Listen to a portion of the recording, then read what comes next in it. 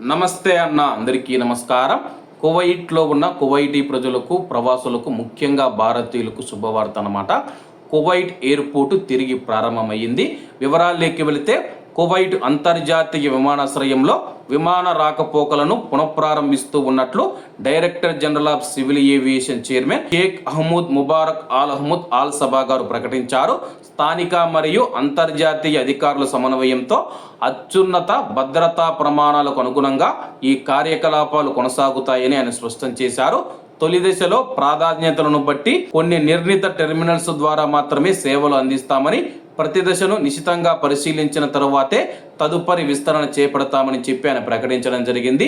ప్రస్తుతం ఇరాన్ దాడుల వల్ల విమానాశ్రయ సౌకర్యాలకు జరిగిన నష్టాన్ని అంచనా వేయడం పూర్తయిందని వెల్లడించారు. ఇప్పటికే సాంకేతిక బృందాలు మరమ్మత్తు పనులు ప్రారంభించాయి. విమానాశ్రయం పూర్తి స్థాయిలో అందుబాటులోకి వచ్చేలా మౌలిక సదుపాయాలను సిద్ధం చేస్తూ ఉన్నట్లు ఆయనైతే ప్రకటించడం జరిగింది. ప్రస్తుతం మనం చూసుకుంటే 55 రోజుల తర్వాత కువైట్ ఎయిర్పోర్ట్ ప్రారంభమవుతూ ఉంది.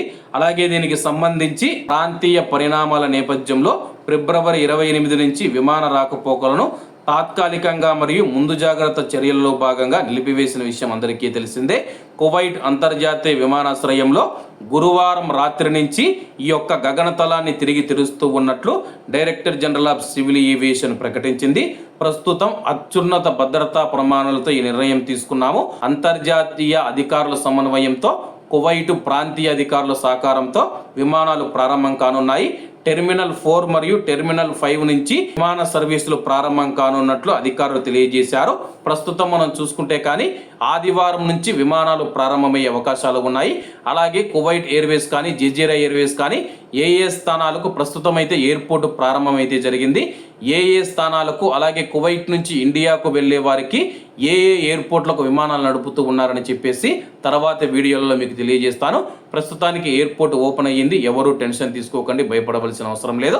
కాబట్టి అందరూ బాగుండాలి, అందులో మనం ఉండాలి. అందరికీ నమస్తే అన్న, జై హింద్.